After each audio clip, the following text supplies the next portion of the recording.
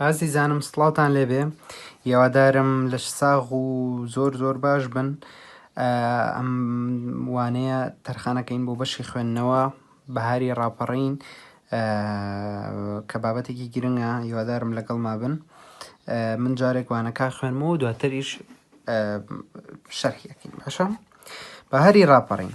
ئەگەر ئامارێکی ورد بۆ ڕۆژانی خۆشی و شادی گەلی کورد بکەین و بەراوردیان بکەین لەگەڵ ڕۆژانی پڕ ئازار و مەرگەسات، ئەوە بێگومان کارە ساتە دڵتەزێنەکان بەڕادەیەک زۆرن لە ژماردن نایەن. ڕاپەڕینی کاوەی ئاسنگەر 700 ساڵ پێش زاین نیشانەی ئازایەتی و قارەمانیەتی نەتەوەی کورد و ڕەتکردنەوەی جەور و ستەم بووە. لە ئەنجامی شۆڕش و خەباتێکی درێژخایەن لە بەهاری ساڵی 1991 لە کوردستانی باشوور ڕاپەڕینێکی سەرتاسەری بێوێنە ئەنجام درا. کورد دەڵێت جام کە پڕ بوو لی دەڕژێ و ڕقیش کە پڕ بوو دەتەقێتەوە.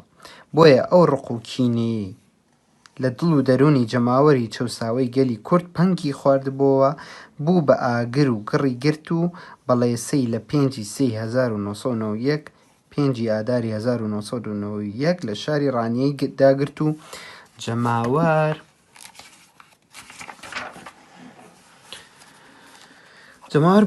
بوێرانە لە کوچە و شەقامەکانەوە ڕژانە ناو شار و دژی دام و دەستگاکانی ڕژێم و نۆکەرانی ڕاپەڕین و شاریان ڕاپەڕین و ڕژێم و نۆکەرانی ڕاپەڕین و شاریان ئازاد کرد. بەم دەست پێش خەریەش ڕانیە بوو بە یەکەم کەڵپۆهاندەر و ڕێنیشاندەر بۆ شار و شارۆچکەکانی دیکەی کوردستانی باشوور و ناسنامەی شیاوی دەواازەی ڕاپەڕینی بۆ خۆی لە مێژووی کورد و کوردستان تۆمار کرد.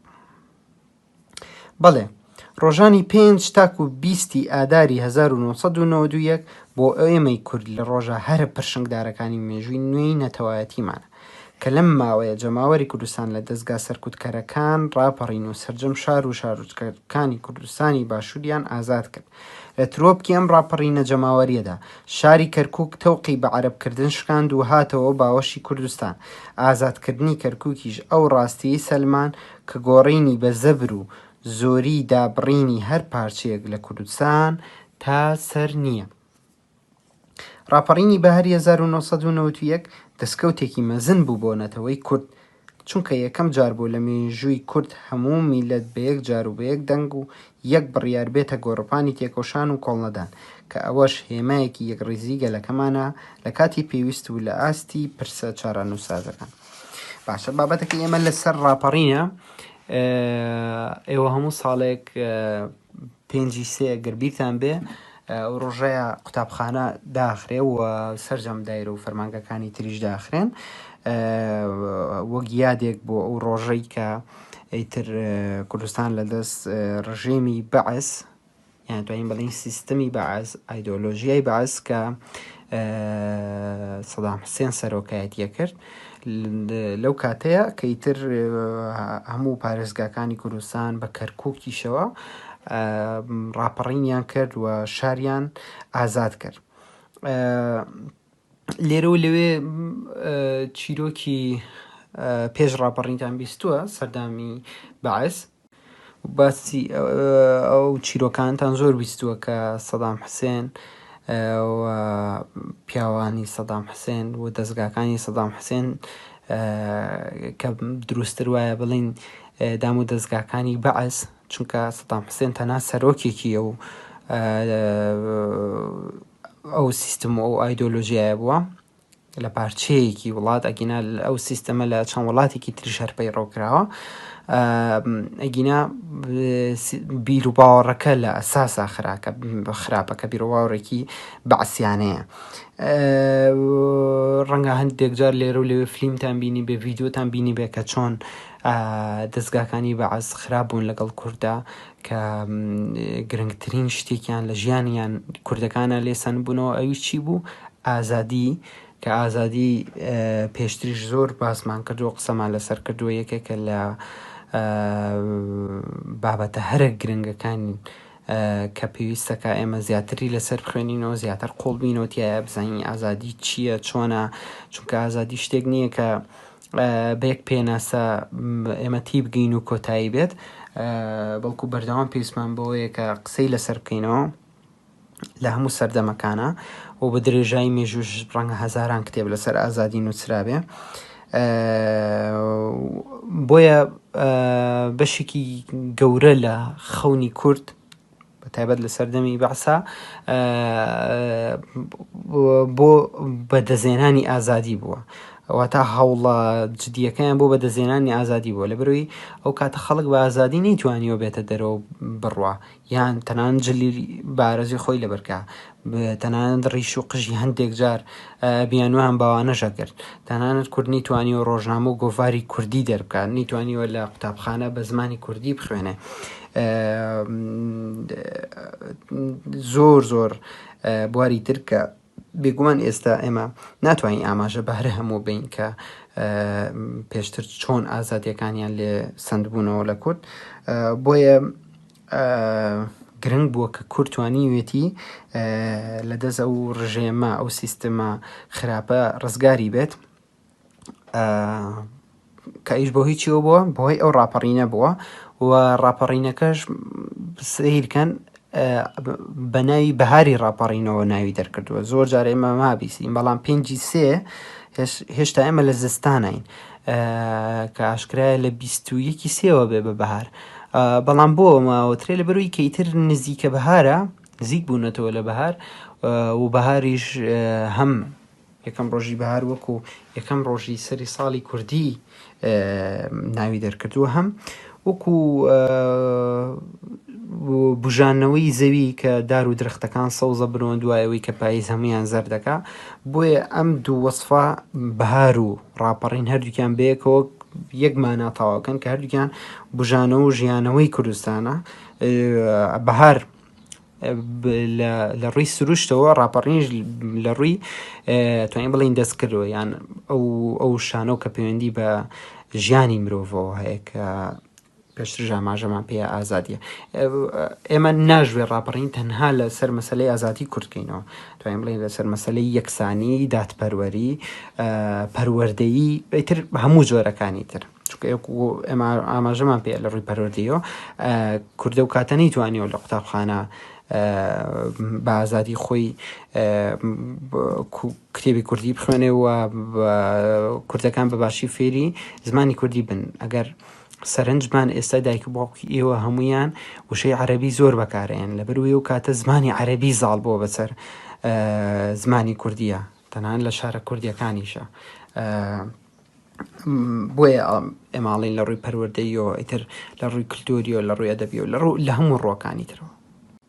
ئەمە ئاماژە بم بە شتێک لە 1968 لە فەڕەنسا شۆڕشەکە بێ، شۆڕشی خوێندکارانی 68 پێڵێن، لەویایە یەکێک لەو کەسانی کە بەشداری شۆڕشەکەی کردو ئەڵێ ئەمە 3 ڕێگەمان لە بەردەمایانەوە تا ئێمە ئێستا شۆڕشەکەین کە سەرکەوتوو بووین، شۆڕشەکە کۆتاییەت و وازەیەنین لە کاری شۆڕش، یانەوە تا دوای شۆڕشش ئێمە هەر بەردەوامە بین، چونکە ئەو کاتەش هەر کۆمەڵێک کێشە بن، کۆمەڵێک کاری خراپە بن کە ئێمە هەوڵ بین ڕاستیان بکەینەوە.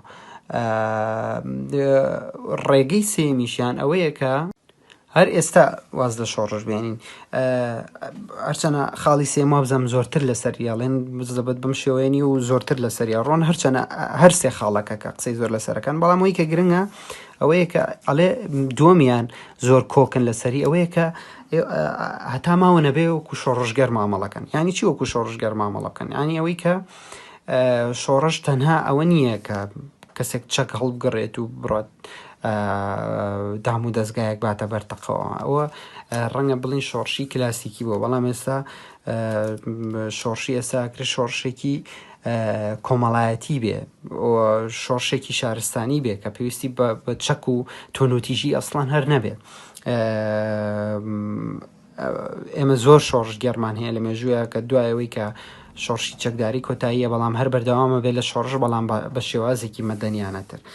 بۆیە زۆر گرنگە ئێمە پێمان وانە بێ کە بەهاری ڕاپەڕین کۆتایی هەموو شتێکە و ئێمە گەیشتین بە خۆشبەختی هەمیشەی و بەسەر هەموو کێشەکانە سەرکەوتوین، ئەبێ ئێمە بەردەوام بین لە هەوڵ و تێکۆشان بۆی کە ئەو کەم و کوڕیانی کە لە کووردا هەیە بە هەر شێوەیەک بێ چارەسەریکین، کە ئێوە لە ساڵانی داهاتوایترە بن بە گەنج یان بەنەوەی دوا ڕۆژکە وزەیەکی گرنگن بۆی کە هەموو کەم و کوڕیانە چاک بکەنەوە. بێگومان زۆر جاری تریش ئاماژە بۆ درراوە کە ڕاپەڕینەکە لە ڕانیەوە سەری هەڵدا، بۆیە زۆر جار بەڕانیە ئەوە ترێ دەواازە، یانیچی دەواازە بە وشەیە لە دەواازەی ڕاپەڕینەوە هاتووە، ینی دەواازە ژوشەیەکە بەمانای یەکەمین دەرگا بۆ چوونە ناو شوێنێکی تازە، ینی سەرەتای دەستپێکردنی قۆناغێکی نوێ. دەواازە بەو مانایەت کە ئەژڵین ڕانیە دەواازەیە، ینی ڕانی یەکەم شوێنە، یەکەم دەرگایە کە ئیتر بەڕووی ڕاپەڕی ناکرایەوە. و ئەوەی کە خاڵێکی تریش گرنگ بێ کەرکووکە، کە ئەو کاتە کەرکووکیش لە سیستەمی بەعەس ڕزگاری بوو ئاماژی پێەیە لە تەوقی بە عەرەبکردن بۆی بزان چییە ئەو وشەیەیە کە سیستەمی بەعەس دایمەزران بۆی کە کوردەکان بە عەرەب بکە، وایان لێ بکە ببن بە عەرەب هەموو کوردەکان، ینی زمانیان بسڕێتەوە، نەتەوەیان بسڕێتەوە، و هەست بکەن کە سلێمانی بۆ نمونە شارێکی عەرەبیە، شارێکی سەر بە عێراق، نەک شارێکی کوردیە. هەوڵی ئەوەیانەیە و کوردەکانیش یەکێکی تر لەو هەوڵانیان ئەو بوو کە ئەم تەوقی بە عەرەبکردنە بشکێنن و کوردبوونی خۆیان بسەلمێنن. ئەوەی کە گرنگە ئەوەیە کە لە ماوەی 20 ڕۆژدا ئەم ڕاپەڕینە هەموو شار و شارۆچکەکانی ئازاد کرد و دواتریش ئەمریکیەکان و وڵاتانی تر، وڵاتانی هاوپەیمانان یارمەتیکی زۆریان ناچونکە ئەو کاتە سەدام حوسێن تەنها هەڕەشە نەبوو بۆ سەر کورد و وڵاتەکەی خۆی، بەڵکو هەڕەشە بوو بۆ وڵاتەکانی تریش، بۆیە هەموو گیان پیان خۆش بوو کە دیکتاتۆرێک لە ناوەژێ. سیرکەن کە چەند نەخۆشە ئینسان وای لێبێ ناوی لە هەموو وڵاتەکانە بڕوا و حەز بکەن کە لە ناو بچێت بمرێت. چەند ناخۆشە ئینسان ناوی بە ناو هەموو وڵاتەکانە بڵاو بێتەوە، بەڵام لە باشییانە لە خراپیە و ئاگادار بن زۆر جار ناوبانگ شتێکی باش نییە ئەوەندە، ڕەنگە کەسێک ناوبانگی هەبێ بەڵام لە خراپیە. بۆ نمونە ئێمە هیتلەریشمان هەیە کە ناوبانگێکی زۆر زۆر گەورەی هەیە، ڕەنگە تا دنیاژماوە ناوی هیتلەر هەرە هەبێ، ناوبانگی هەیە بەڵام ناوبانگێکی خراپی هەیە. بۆیە بێ ئێمە بزانین کە شتەکان بە باشی بەکاربێن، چونکە هەموو شتێک هەم بە باشی و بە خراپی دەتوانرێ بەکاربێنرێ. ڕاهێنانەکەش هەر تەقریبەن لەناو بابەتەکەیە هەموو وەڵامەکانی دراوەتەوە، هەمووی شیکار بکەن و زۆر زۆر کورتیشە، تەنانەت ئەمە هەڵبژاردنە و ئەم دوو پرسیارەشی کردووە کە گرنگە لەسەری بوەستن. ئەم چالاکیە ئێمە ئێستا ئاوا ناتوانین بیکەین، هەرچەندە ئێمە پێشتر لە قوتابخانە کردومانە کە داوای ئەوە کە گروپێک دروستکەین بۆ خاوێنکردنەوەی پۆل، بۆ پاراستنی کەرەستەی ناو پۆل، کارەبایەکان و مێزەکان و تەختەکانەوەمەوانە، بەڵام ئێمە پێشتر ئەمەشمان کردووە لە پۆلە، هەر ڕۆژەی گروپێکتان پۆلەکەی باکردەوە. ئەم چالاکییان بەڕای من گرنگە، سەیریکەن ڕاپەڕین، ڕاپەڕاندن، سووتان، سووتاندن. ئێمە پێشتر چاوگمان خوێن، ئەم بابەتە توانین بڵین تۆزێک ڕێزمانیە لە چاوگە وتمان کە کۆتا پیتی وشەی چاوگ بەم نەیە کۆتاییە، کۆتا پیتی وشەکە نێ، هەموو ئەوانی تریش چاوگ ناکرێت کۆتایەکەی نێ نەبێ. بۆیە ئەمە چاوگە ڕاپەڕین، ڕاپەڕاندن، سووتان، سووتاندن. لە ڕووی ماناوە یەک تۆز جیاوازی هەیە لە ڕاپەڕین و ڕاپەڕاندن، یان سووتان و سووتاندن، یان کوڵان و کوڵاندن. ئیتر ئەوانەی تریش خۆت ئەڵێ وەکو ئەوی سەرەوەی لێ بکە، من بە هەموویتان بۆ نەکەم، بەس ئەوەی بزان کە جیاوازی هەیە، بەڵام هەردووکیان ئەوترێ چاوگ و ساڵەکانی تریژەوە ئەی خوێن کە جیاوازی نێوان ڕاپەڕین و ڕاپەڕاندن چییە. ئەم چالاکیەش قوتابی خۆشەوی چەندێرەك لەسەر مەبەستی ئەم هۆنراوەیە بنووسە. قەت مەڵێن دوژمن بەهێزە تۆپ و تەیاری هەیە